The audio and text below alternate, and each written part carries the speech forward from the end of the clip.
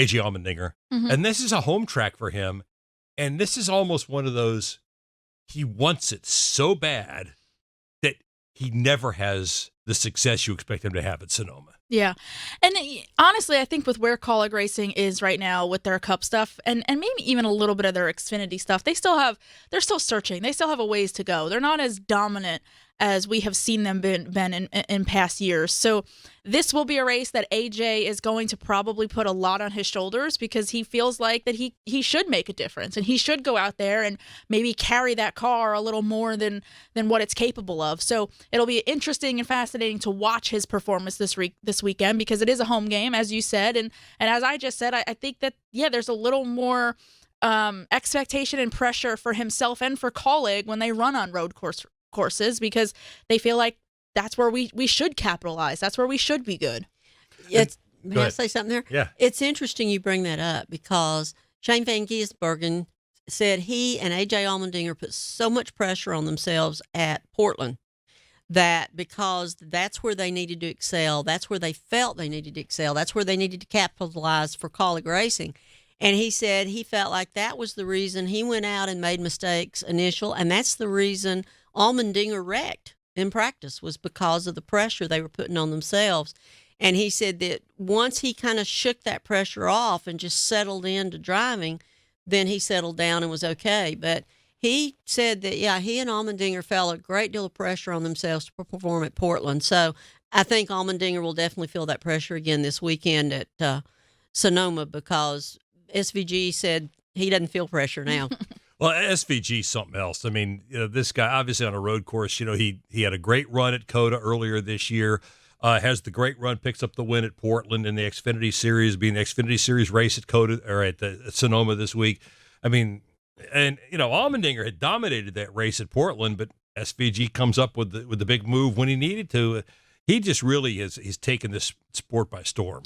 He's doing a heck of a job. I think he would probably admit, he's still got a ways to go, right, on the oval stuff. I mean, he has some weeks where he probably feels a lot better than he does at other tracks on the ovals, but clearly he's got talent and he's adapting well. He seems to be a sponge.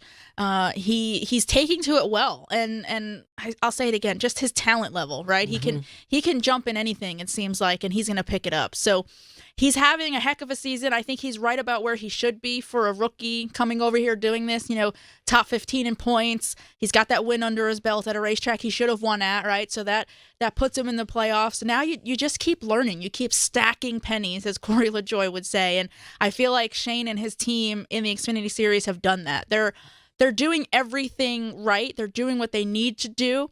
Now, the second half of the year, going back to some places for the second time, it'll be interesting to see, all right, what did you learn? And is there enough to make improvements at that racetrack? But I'm really impressed by what he's doing, and I think that he's exactly where he should be at this point in his career.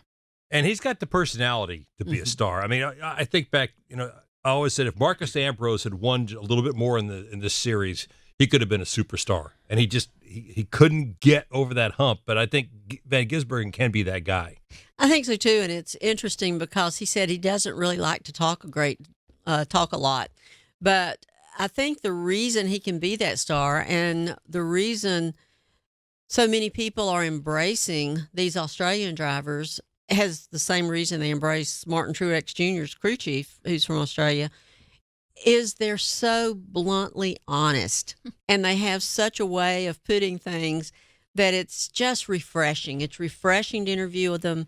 And I thought he was interesting why he said he was having difficulty adapting to the oval racing is that he can't get his reference points in oval racing like he can in road racing. He can get his reference points of where he needs to be on the road courses. And then another thing he said was that in adjusting to racing the drivers and learning their idiosyncrasies is they mess him up by being in a different car color the next week.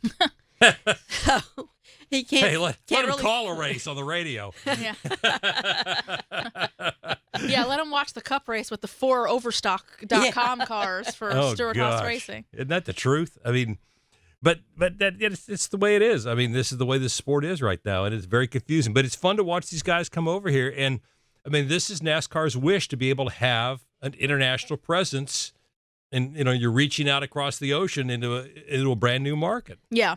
Well, not only that, and that's very important, right? And NASCAR is being delivered now in different markets, and people are watching the product. They're excited about the product. They're interested in wanting to see the product. And then that carries over into drivers. The fact that it was Watkins Glen last year, I think, or maybe it was 2 years ago, and Indianapolis last year, the amount of international drivers in one race it's not just one or two, it's 3, 4, or 5 of them now. And that's awesome for NASCAR, that there's people who there's talented drivers who want to come over and experience this sport, whether it's for 1 or 2 races. They want to drive these race cars, and now you have drivers coming over and doing it more and more. This weekend in Sonoma, you have Shane in the Xfinity Series race. You have Will Brown and Cam Waters in the Cup Series race. I mean, we've had Kamui over here now a couple of times. It's fantastic that there's interest in NASCAR. It's fantastic that they are interested in seeing what the talent level is like over here and what this race car does. So it's twofold. It's NASCAR being delivered to different fan base, and then it's also bringing in elite drivers and showing that this sport is pretty cool, right? Like if Jenson Button and Kimi Räikkönen and all these guys come in, like, those are well-known names, and they have a fan base that they're telling this sport is pretty cool. These cars are pretty cool. Like, people want to watch NASCAR. NASCAR's cool, right? And NASCAR's loving that. They're loving the attention that they get. Well, now that Van Gisbergen made the playoffs, as you talked about, now Watkins Glen is not in the Xfinity playoffs, but the Roval is. And as a matter of fact, it's the cutoff race in the first round of the playoffs, which means this guy could very easily be in the second round of the Xfinity playoffs. Well, he could, but I think, as Deb was talking about, we expected Portland to be a battle between SVG and Allmendinger. It didn't turn out that way after AJ had his qualifying issue. But the Roval has been AJ Allmendinger's playhouse, right? Yeah, that's true. So maybe we get that battle that we thought we were going to have at Portland. Maybe we get it in a cutoff race in the playoffs. We'll see.